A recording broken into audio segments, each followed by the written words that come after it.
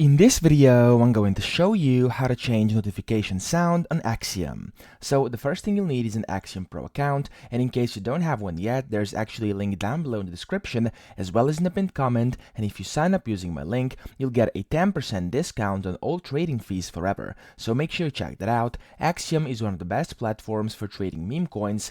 They have a lot of different pro features which are premium but completely free on here, such as the wallet tracker, Twitter tracker, an amazing P&L tracker, a great reward system. They have a turbo mode for faster transactions, etc. So make sure you check it out. Now, once you're on here, once you're on Axiom, to actually change the notification sound, what you're going to have to do is you want to click on down here at the bottom, as you can see, bottom right, it says notification settings. Click on this bell icon, and then here you want to enable this part which says transaction sounds. Once you do this, you'll be able to first set the volume, so you can do whatever you want over here, and then you can set the buy and the sell sound. So if I play this right now, this is the default. There we go, this is the default sound.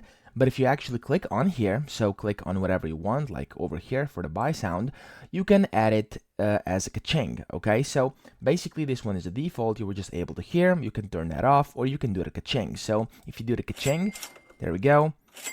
This is what that sounds like. However, you can also add a custom one, and you can do this by clicking custom over here, so add custom, and then you have to select one of your files on your computer. You want to click on open, and this will get added in. It says it has to be a maximum of 5 seconds and 0.2 megabytes file size. So this is the maximum.